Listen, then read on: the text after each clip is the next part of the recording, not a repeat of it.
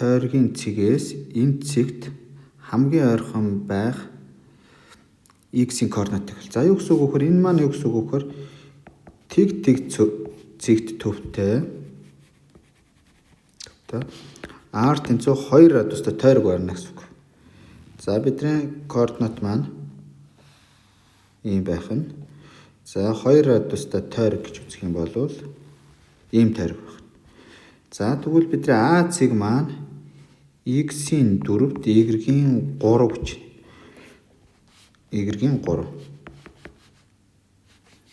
За энд бидний А цэг энд байна гэсэн үг.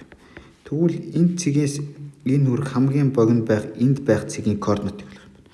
За тэгвэл энэ цэг гэдэг маань хамгийн ойрхон байна гэдэг чинь координат ихийг дарсан энэ шулуун дээр оршиж байна гэсэн үг.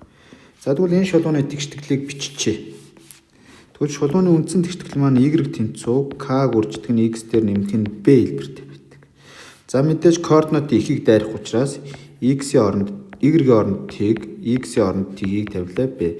Энэ дээрээс биднэрт b-ийн тэнцүү тэг болно гэсэн. Одоо тэгвэл b-ийн тэнцүү тэг. Тэгвэл a цэгийн координатыг орлуулна. Y-ийн оронд 3, x-ийн оронд 4-ийг орлуулчихаар 4k, b чи мэдээж тэг. Энэ дээрээс k буюу шулууны налд нь 4-ний 3. Тэгвэл бидний энэ шулууны тэгштгэл нь y тэнцүү 4-ний 3x болно гэсэн. За тэгвэл одоо энэ шулуун болон энэ тойргийн тэгштгэл хоёрын огтлцлын цэг байна гэсэн. Энэ тэнцүү 4. За энэ дээрээс бид x-ийн утгыг олох учраас энд 2 дугаар тэгшгэлээр орлуулчих юм бол x квадрат дээр нэмэх нь 4-ний 3x-ийн квадрат тэнцүү 4 болно. За энэ ижил хуваараагаад хооронд нь нэмчихаар биднэрт юу болох вэ гэхээр 4-ийн квадрат чи 16 9 энэ дээр 16 гэдэг чи 25 x квадрат тэнцүү 4 болох гэсэн.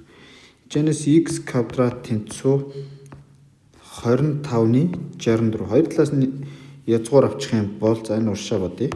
X тэнцүү 5-ны 8 болдог гэсэн. За мэдээж нэмэх хасах гарч ирнэ. Гэхдээ энд эерэг чиглэл дээр байх учраас нэмэхийг авч таарч байна. Ингээд x тэнцүү энэ дээрээс нэг бодцохоор x тэнцүү эдийн 1.6 буюу бидний d хариулт байна.